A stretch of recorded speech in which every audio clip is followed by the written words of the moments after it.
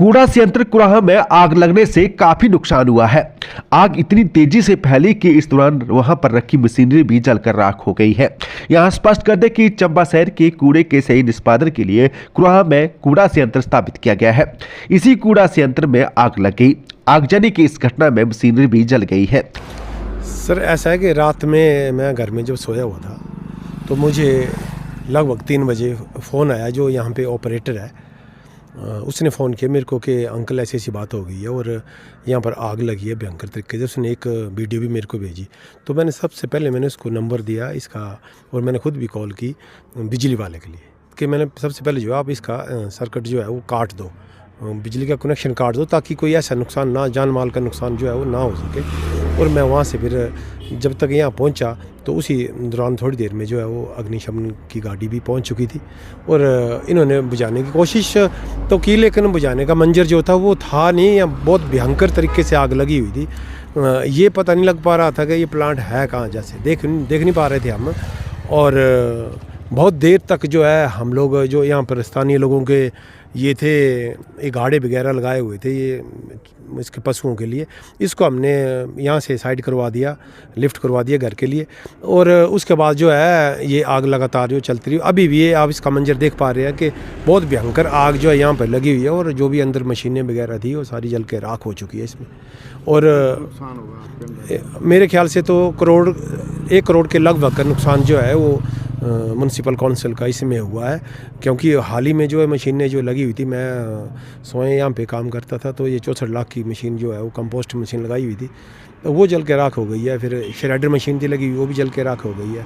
2 बेलिंग machine लगी हुई थी वो राख हो गई है। बाकी जितना भी इलेक्ट्रिक सिस्टम था वो सारा का सारा जो जल करके राख हो गया। आग जो अभी भी काबू होने का नाम नहीं ले रही है, जबकि अभी एक गाड़ी लगी हुई थी और ईओ साहब ने अभी दूसरी गाड़ी के लिए इंतजाम किया है और शायद दूसरी गाड़ी भी आती है तो किस प्रकार से काबू पाते हैं इसके लिए अब देखा जाएगा। जी, मेरा नाम समीर वर्मा है। मैं राजस्थान जयपुर का रहने वाला हूँ और मैं यहाँ मशीन का ऑपरेटर हूँ और जो कंपोस्ट मशीन लगी है उसको मैं चलाता हूँ, जो खाद बनाने की मशीन है। मैं हमेशा नाइट में 12:30 बजे 1 बजे सोता हूँ।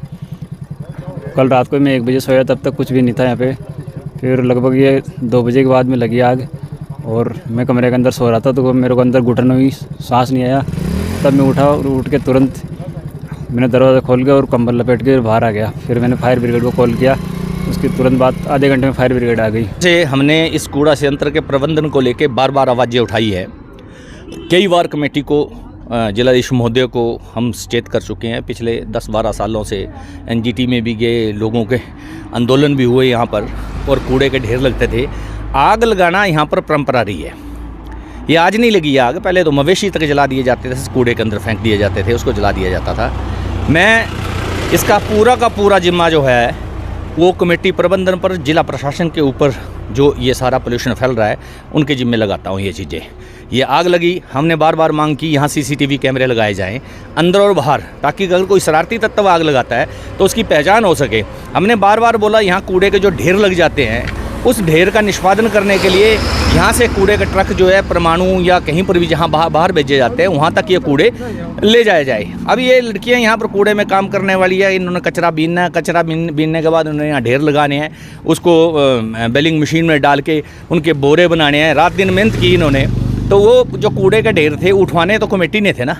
अब ये प्रश्न तो कमेटी से बनता है कि आपने अगर ये कूड़ा नहीं उठाया है, अगर यहाँ पर इन बच्चों ने काम किया, इन लड़कियों ने, इन मज़दूरों ने काम किया, मशीनों में काम करने वाले वहाँ पर हाजिर थे, कूड़े का यहाँ पूरा पहाड़ बन गया था। हमने बार बोला कि इनको गाड़ी भेजो, कूड़ा उठाया जाए। और ये जो प्लास्टिक जल रहा है ये सारा का सारा धुआं कैंसर का धुआं है।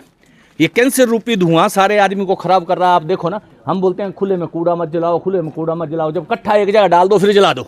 सारी पंचायतें महला, चढ़ी, बंदला, दाड़ू, फागड़ी, बकान, गागड़ा, आपकी जंगी, ये सारी पंचायतें इससे प्रदूषित हो रही है। मैं तो बोलता हूँ इनके ऊपर FIR होनी चाहिए, त्वरित कार्रवाई करनी चाहिए जिला प्रशासन को। ये दुखद घटना है जो हमें इन्फॉर्मेशन रात को 2-2:30 बजे के करीब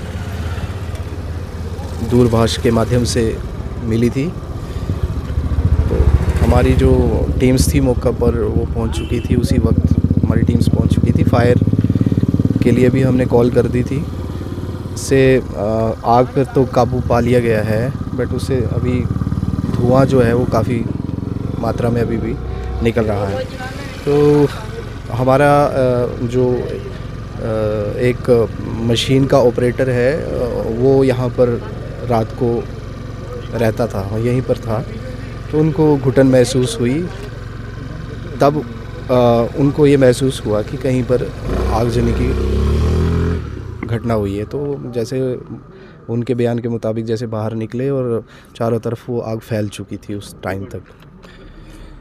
इसमें हमारी कंपोस्ट की मशीन है वो बिल्कुल राख हो गई है। दो बेलिंग की मशीनें थी, वो भी बिल्कुल टोटली लॉस हो चुका उसका।